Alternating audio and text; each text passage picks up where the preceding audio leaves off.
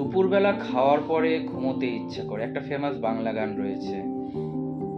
আর এই গানের সূত্র ধরে অনেকে বলে যে দুপুরবেলা ঘুমানোটা নাকি অলস এবং কামচোরদের লক্ষণ। যারা সুস্থ থাকতে চাও, ফিট থাকতে চাও, দুপুরে ঘুমোবে না। আমার মতামত এটার থেকে একটুখানি বিপরীত। কিরকম? ভারতে এখানকার ক্লাইমেটটা কীরকম? প্রচণ্ড হিউমিড, গরম, বিশেষ করে এপ্রিল, মে, জুন, জুলাই মাসে বৃষ্টির আগে আগে এবং বৃষ্টির সময় কীরকম গরম থাকে আমাদের এখানে। আমাদের গোটা ভারতবর্ষই তো কৃষি ভিত্তিক দেশ, তাই না? তো সেখান থেকে দাঁড়িয়ে এই দুপুরবেলা চাষাবাদ, জমিতে গিয়ে কোদাল কোপানো, এগুলো সম্ভব হতো না। আমাদের এখানকার লোকেরা, আমাদের পূর্বপুরুষেরা খুব আর্লি মর্নিং, ভোরবেলায় গরু নিয়ে মাঠে চলে যেত। দুপুরে আমাদের এখানকার যা খাবার, হাই কার্ব খাবার, সেগুলো খেত, একটু রেস্ট নিত, বিকেলে বিকেলে একটু কাজ করে আবার সন্ধ্যার দিকে বাড়ি ফিরে আসে। এই হচ্ছে আমাদের ভারতীয় কৃষিভিত্তিক দেশের একটা ক্যারেক্টারিস্টিক। কিন্তু যখন ইউরোপিয়ানরা আমাদের দেশে আসলো, তারা সঙ্গে নিয়ে আসলো তাদের কর্পোরেট টাইমিং।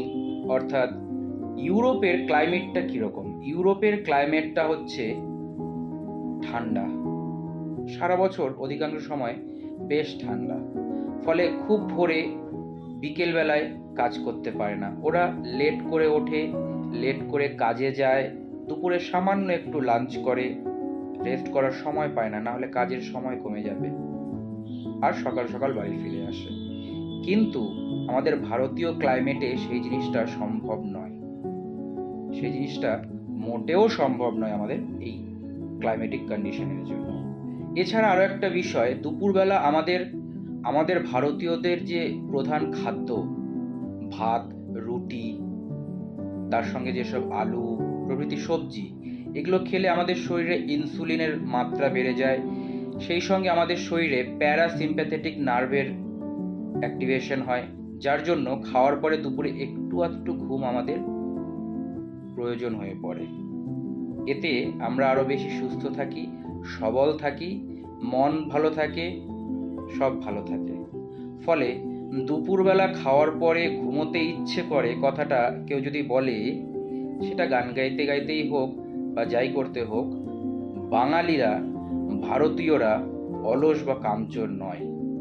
তারা দুপুরে খায়, ঘুমোয়, কিন্তু তারা অলস বা কামচোর নয়। তারা কর্মঠ। সারা বিশ্ব থেকে ভারত অনেক বিষয়ে এগিয়ে ছিল, আছে, থাকবে।